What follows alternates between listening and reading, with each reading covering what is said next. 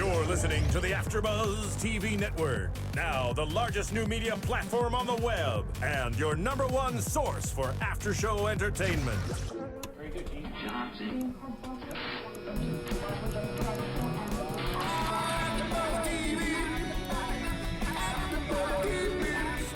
The AFTERBUZZ Studios in Los Angeles, California. Presented by Maria Menounos and Bing.com and streaming live thanks to Akamai Technologies. This is AFTERBUZZ TV's Big Brother After Show.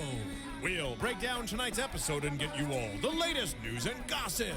And now, another post-game wrap-up show for your favorite TV show. It's AFTERBUZZ TV's Big Brother After Show. There we go.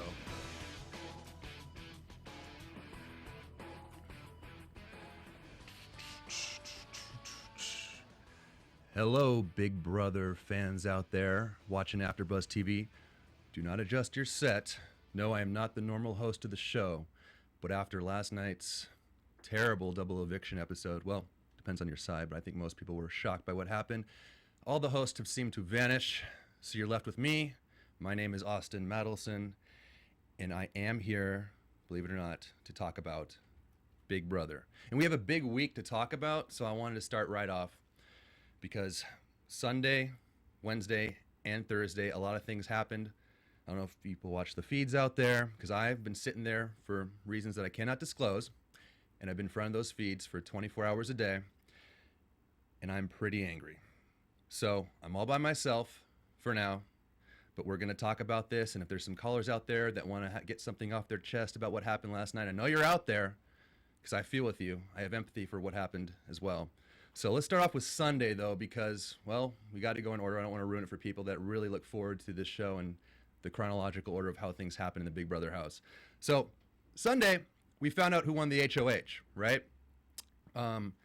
Gina Marie won the HOH, and then she blindsided Amanda McCray went up on the block, and what happened next was, well, fireworks throughout the entire week. Now, the choice for Gina Marie to put them on the block, you know, she made this alliance called the Exterminators that, do we really know how close they all are together or not? I mean, for me personally, I think that, you know, I thought going into it that Judd maybe still had allegiance to Alyssa. Andy, we are going to get into Andy a lot because Andy is definitely a source for me of a lot of controversy this season, and I think perhaps maybe even more than Amanda. You can argue with me with that if you want, but I really don't like some of the things that Andy's done. And then Spencer, who has made the record, well, we'll talk about, he made the record for the most times on the block this week. So anyway, they make this alliance, Gina Marie, Andy, Spencer, and Judd, and now their goal is to get Amanda and McCray out. So they put them on the block. Amanda's floored. She thinks, you know, Alyssa's in charge of it. Alyssa's the reason she's up on the block. And what happens next is, well, McCray won the veto. So after a bunch of nights of trying to convince Alyssa, or trying to convince Gina Marie to put up Alyssa, she held to her guns and she decides to put up, guess who? Spencer. Spencer's been on the block 7 times this season, which is a record, and he's really proud of that record. But it's funny because he's basically been maybe completely worthless the entire season. So him being on the block 7 times really doesn't mean anything. I don't know how you guys feel. For me, it was Spencer is just absolutely doing nothing in this game. And it's unfortunate. And, you know, Alyssa was continually bashed by Amanda this week, too, early in the week. And guys like Spencer, Judd, they kind of sat by and just watched it happen. So, again, no one wants to make any waves, and we'll talk about my theory and why no one wanted to make any waves this season. No one wants to step on any toes. Everyone wanted to vote together. It's kind of been disappointing that those things have happened. But anyway, so McCray ends up winning the veto. Spencer goes up, but then everything changed. And for people that watch the feeds, they know that after the veto, Amanda started talking to Alyssa. Now, Amanda's been bashing Alyssa for weeks, major personal attacks, and Alyssa wanted to overlook all of that and work with Amanda and McCray, and she realized for her game that she couldn't trust Andy, she couldn't trust Judd, she couldn't trust Spencer or Gina Marie going forward. She had this vibe that she knew she had to go with Amanda, And Amanda was certain that they had Andy's vote as well with them this week, so that if McCrae, Andy, and Alyssa all voted together, Amanda would stay, Spencer would go, and a whole shift in power would happen this week. Now, to further this deal, what did Alyssa do? She offered to give Amanda her wedding ring. So now Amanda's holding on to Alyssa's wedding ring as collateral to make sure that the votes go the way they're supposed to go. So their whole plan's in action, but there's one piece that no one's thinking about, and that's Andy. Andy played them all this week. And, you know, Andy thinks that's a great game move. To me, it seems like he's become what is the ultimate floater. He's jumped from alliance to alliance with really not doing anything or making any moves. And to me, it was predictable. You could see his face. He's not very good at holding it in when he's about to lie to someone. So, I mean, we saw this coming. And then he wants to blame it on Alyssa going into the show this week. So they're set up for this big, you know, kind of coup d'etat of power here. Amanda thinks she's staying. McCrae, Amanda, and Alyssa are going to be together here going forward. And they're going to try to knock off Gina Marie, Judd, and Andy. And Spencer would go this week. But things don't go according to plan. And last night is when it all happened on a double eviction episode.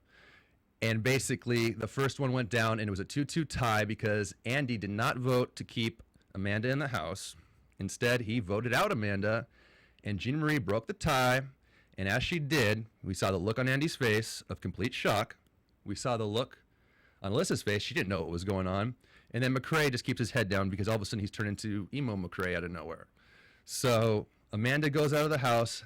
She doesn't know what's going on. She's not sure who did what.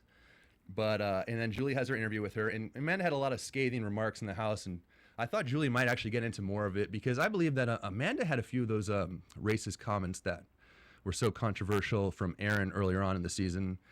But they didn't really have time, I guess, to get into any of that. Amanda was evicted. They had to go on because they had a double eviction show.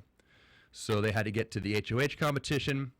And this is what gets me angry, is the HOH competition was one of those random, you know, race, grab a dog bone out of a pile of weird leaves or something and then take it back and then get another one. So you had to basically just find it in the shortest amount of time and the winner would be HOH. But it's like one of those crapshoots where there's really no skill involved. I hate those HOHs because it kind of devalues the whole thing to me. And it's, unless the producers are going to try to do something to help someone out, which they obviously didn't because it just was very unfortunate that McCrae won it. At least I thought it was going to be a good idea that he won it. But then when he won it, he had a big chance to make a major game move. And that's where we're going to talk about major game moves here today because he didn't make that major game move. And earlier on in the week, you know, McCrae, when Amanda and Alyssa are creating their whole alliance, solidifying it, that was a time for McCrae to really go around the house and start to play a little bit on his own because he was acting as if Amanda was going home. And he talked with the guys, and he's trying to develop a little bit of a relationship with Judd and Spencer and Andy, talking about going with them moving forward. However, I mean, I got to believe that McCrae, who claims to be a super fan, like a lot of you listening right now have to be, right? You know, and I think anyone who's listened or watched the show knows that, you know, you can't trust these people this late in the game to try to make a 4-person deal when there's really only a couple weeks left. There's really no point of that. To me, this is the time of the game where you've got to actually make a move to do something to kind of like, now you got to be on the offense. And I haven't seen too many offensive moves at all this season from many people. And McCrae decided, you know, then and there, I think, that, okay, in case things don't work out with Amanda, he's going to go ahead with the guys, not knowing what was going to happen on Thursday. And we're going to get into that. We got a caller, I believe. This is going to be good. Okay, let's patch him through with host Austin here. Caller, who are you? Caller? We seem to be having technical difficulties with the callers. Or maybe he hung up. I happen to have a very intimidating, you know, appearance. I can understand. But I'm really not an intimidating guy. I'm just a Big Brother fan, and I'm very enthusiastic about what's been going on this season. So if anyone wants to call in and discuss this with me, I'd be happy to argue, to discuss civilly. We can, you know, get into verbal altercation. I will not make personal attacks like Amanda did this season. I think that's a very poor way of playing this game. But anyway, I'm digressing. Let's get back to McCrae.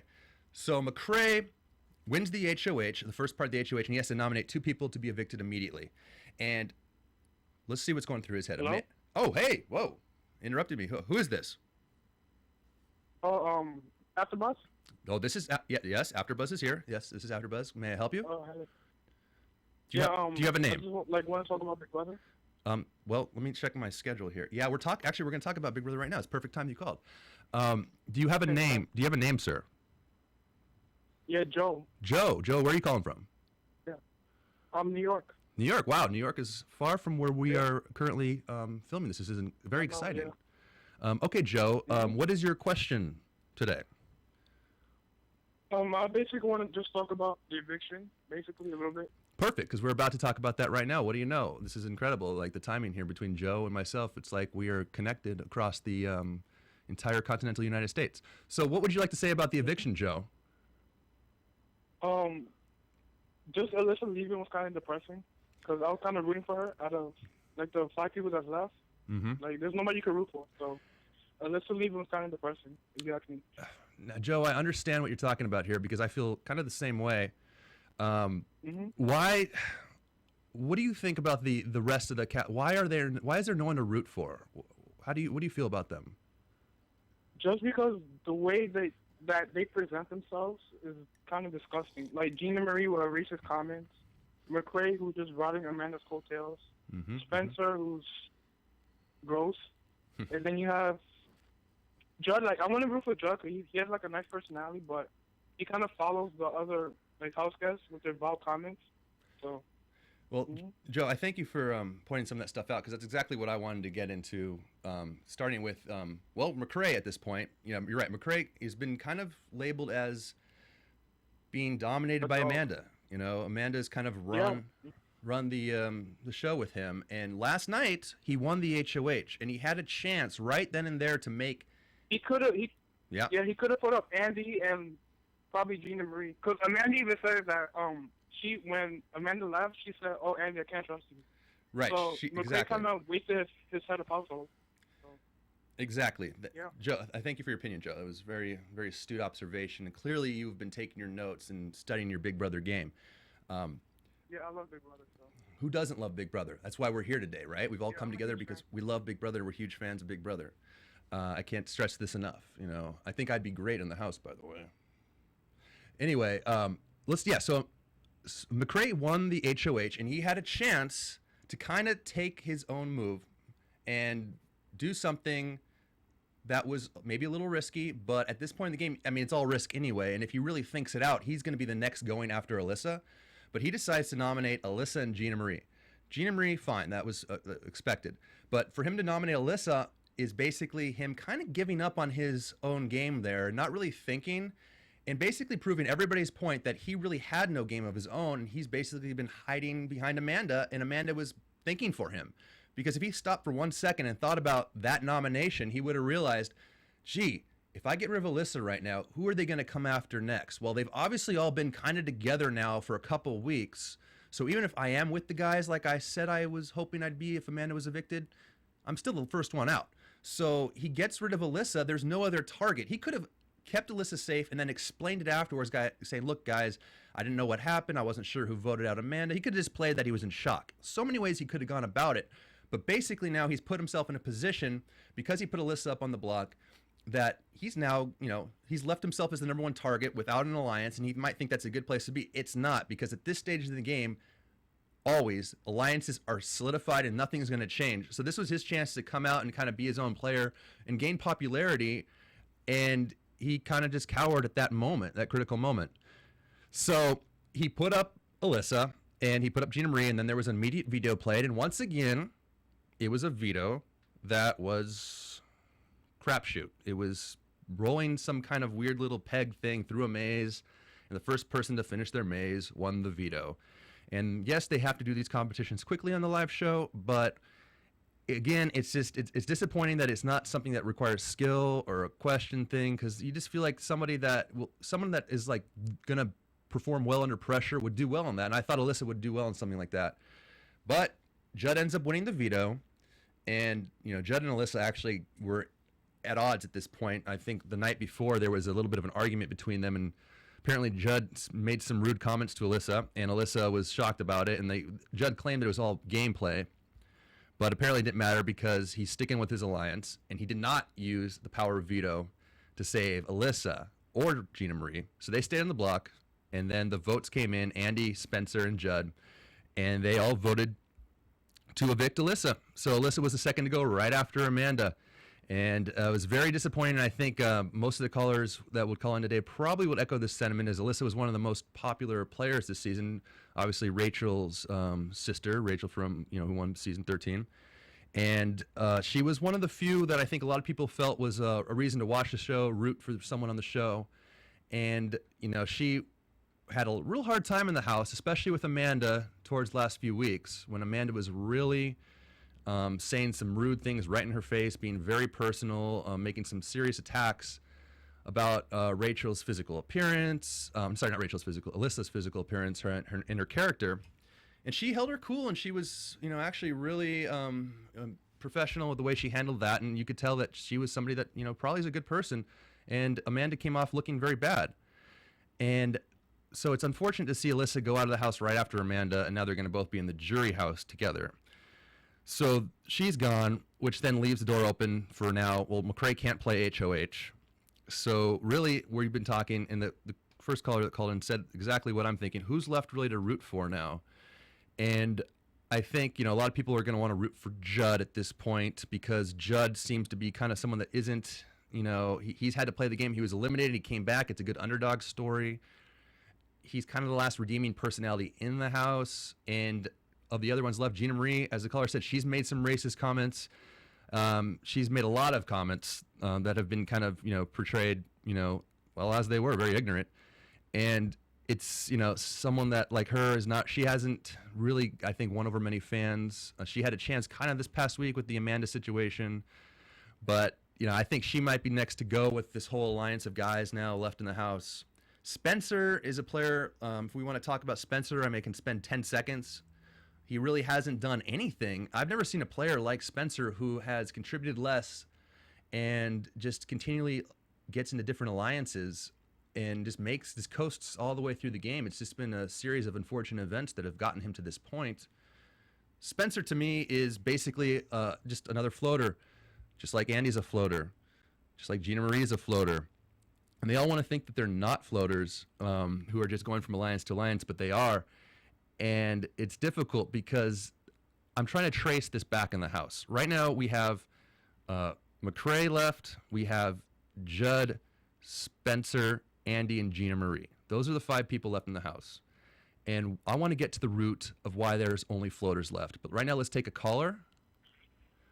Caller, you're you're on the air with guest host Austin Matelson on AFTERBUZZ for Big Brother. What is your name, sir? Well, I'm Casey from Columbus. Okay. I think you were trying to call earlier, right? Is this? Yeah. Okay, Yeah. Cool. So we got you on the air. What is your question? My question, basically I want to know thoughts about, final 2, who you think will be the final 2.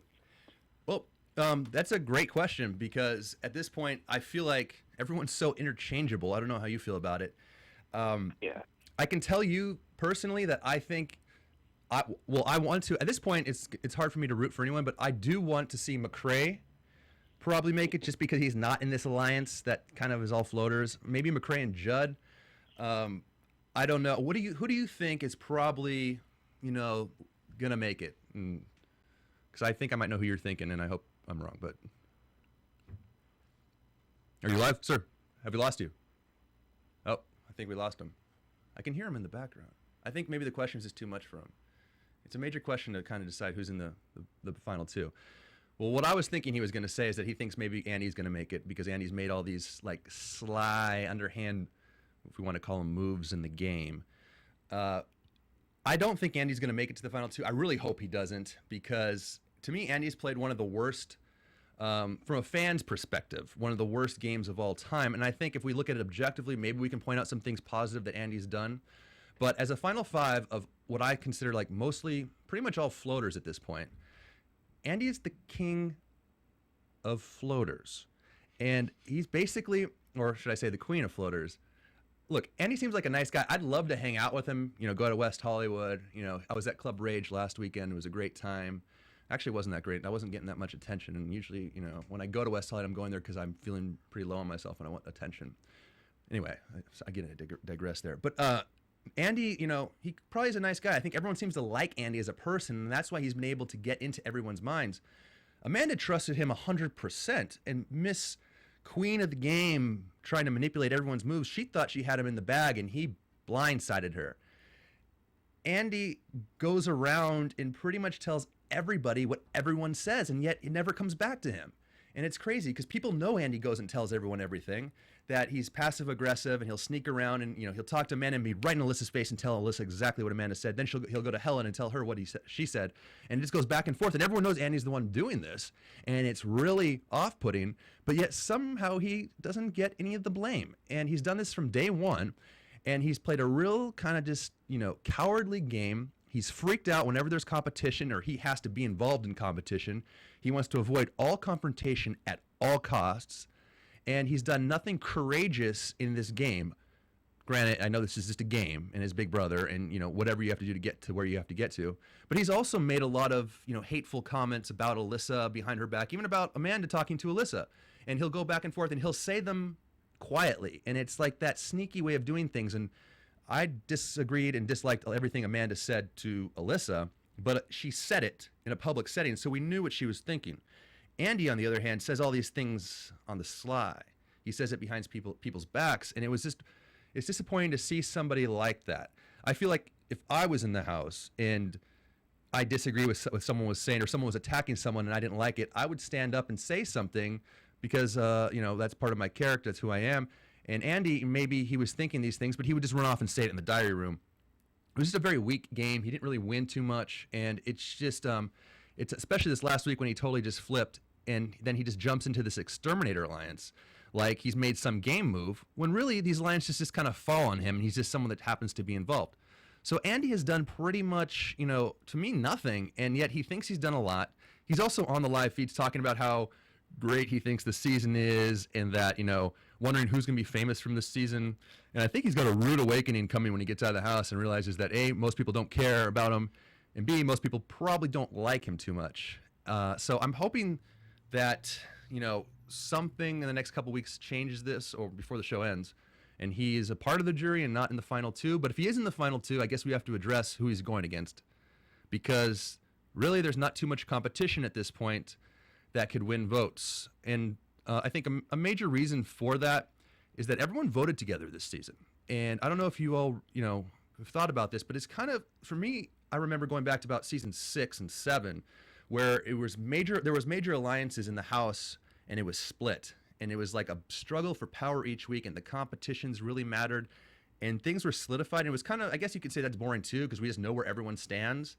But on this season, something really bizarre happened early on where everyone kind of started voting together.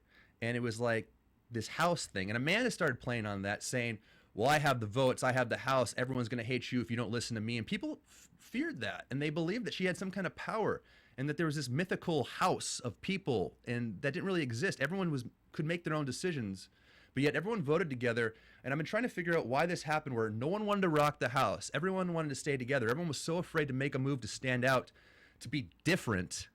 And it was like, there's like a lot of, social parallels you can make throughout history with some of this stuff, the way this house becomes a microcosm.